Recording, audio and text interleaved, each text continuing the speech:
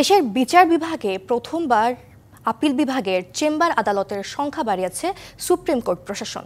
একটির বদলে বর্তমানে দুটিতে চলছে বিচার কাজ। এই সিদ্ধান্তকে ঐতিহাসিক মন্তব্য করে আইনজীবীরা বলছেন, এতে বিচারে গতিশীলতা আসবে, কমবে মামলা জট। তবে চেম্বার আদালতের পাশাপাশি আপিল বিভাগের বেঞ্চের সংখ্যাও বাড়ানো প্রয়োজন বলে জানান আইনজীবীরা। প্রায় ৪৪ লাখ মামলা জটে ভারাক্রান্ত বিচার বিভাগ।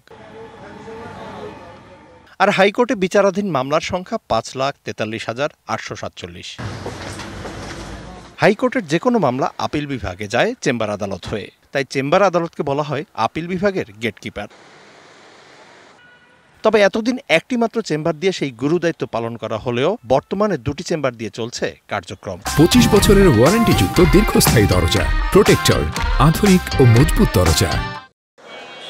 চেম্বার বাড়ানোর এই সিদ্ধান্তকে যুগান্তকারী বলে মনে করেন আইনজীবীরা। এখন দ্রুত নিষ্পত্তির ক্ষেত্রে এটা একটা দৃষ্টান্ত হিসেবে থাকবে। আমি মনে করি বাংলাদেশ সুপ্রিম কোর্টের ইতিহাসে এটা একটা মাইলফলক বিষয়। সামগ্রিকভাবে এর একটা অত্যন্ত ইতিবাচক প্রভাব পড়বে মামলার নিষ্পত্তি করার জন্য।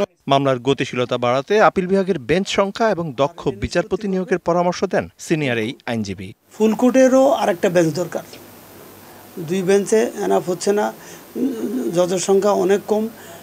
মানে খোদা না করুক, একজন অসুস্থ থাকলেই ওই কোর্ট আর সিঙ্গেল বেঞ্চ ছাড়া বসতে পারে না। কাজে মূলত আপিল বিভাগের আরেকটা বেঞ্চ হওয়া দরকার, 3টে বেঞ্চ হওয়া দরকার। তাহলে আপিল বিভাগের হাইকোর্টের রায়ের এগেনস্টে যে মামলাগুলো দ্রুত নিষ্পত্তি সম্ভব।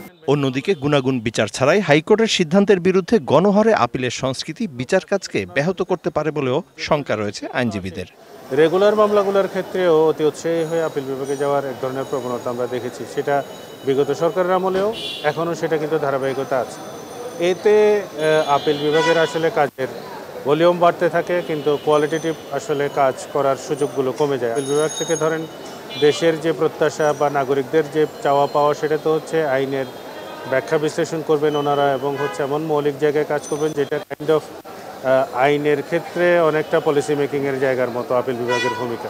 বর্তমানে আপিল বিভাগে বিচারাধীন মামলার সংখ্যা প্রায় ২৭,০০০। Mizan Ahmed, DBC news, Dhaka.